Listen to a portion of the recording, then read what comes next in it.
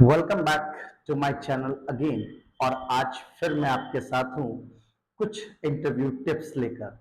दोस्तों, आपने एक बहुत अच्छे रिज्यूम को भी बनवा लिया, आपने उसको अप्लाई भी कर दिया, आपने अपना सारा फीडबैक भी तैयार कर लिया और आपके पास कॉल भी आ गई। इतनी मेहनत करने के बाद आपके पास एक कॉल भी आ गई। बट जब आप उस इंटरव्यू हॉल में पहुंचे या जूम पर आपने उस वीडियो कॉल को अटेंड किया, तभी आपके पसीने छूट गए और आप नर्वस हो गए। कई बार आपके साथ ऐसा नहीं होता। 70% लोग इंटरव्यू में इसीलिए फेल हो जाते हैं क्योंकि वहां पर वो नर्वस हो जाते हैं। दोस्तों, आज मैं आपके सामने ऐसे 7 टिप्स रखूंगा जिसकी मदद से आपको इंटरव्यू को क्रैक करने में बहुत ज्यादा हेल्प होगी। अगर ये 7 टिप्स आपने मेरे मान लिए तो मैं इस बात की एश्योरेंस देता हूं आपको कि आप इंटरव्यू को अपने दम पर आप क्रैक कर लेंगे और आप बिल्कुल भी नर्वस नहीं होंगे।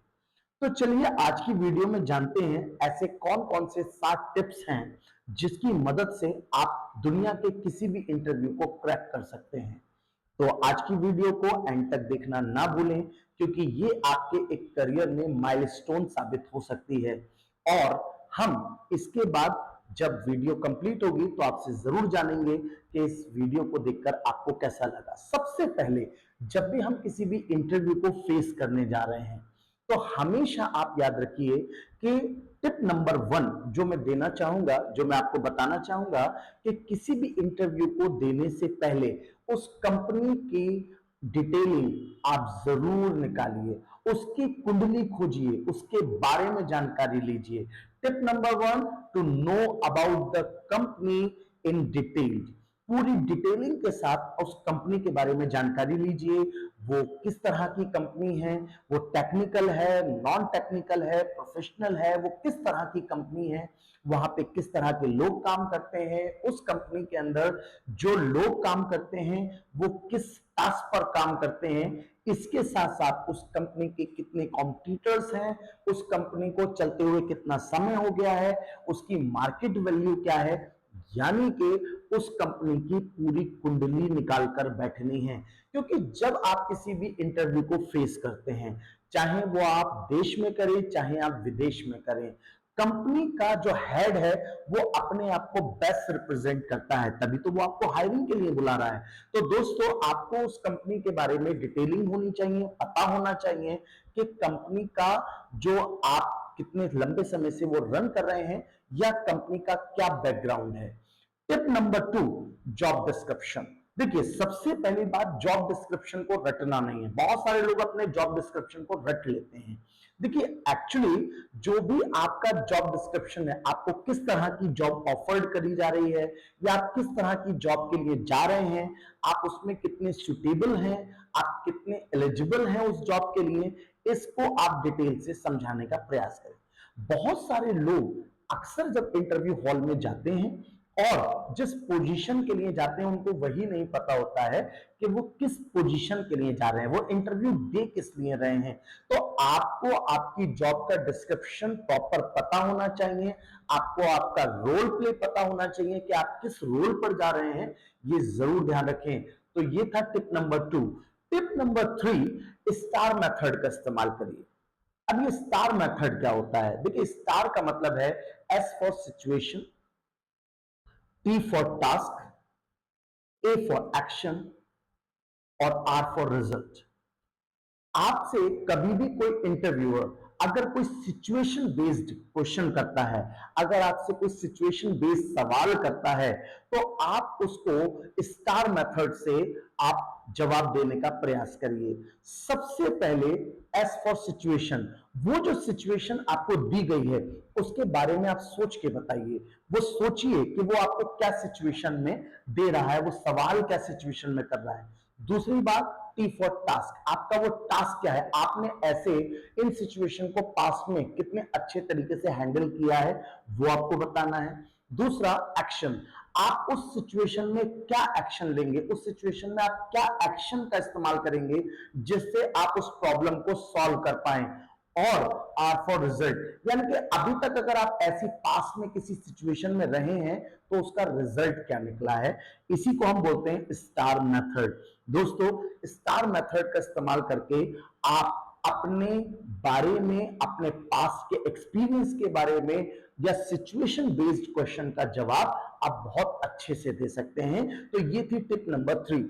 जब भी आप टिप नंबर 4 की बात करते हैं तो मैं आपसे बात करूंगा tell me something about yourself, और ये हमारे इंटरव्यू का सबसे मेन हिस्सा होता है।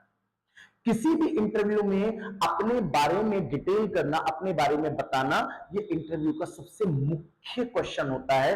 तो कृपया करके इसे रटने का प्रयास ना करें, कृपया करके इसको बहुत ज्यादा याद करने का या लंबा खींचने का प्रयास ना करें। जब भी आप कभी भी अपने बारे में बताएंगे तो अपने बारे में आपको बहुत अच्छे से प्रेजेंट करना है, अपने बारे में बहुत अच्छे से बताना है।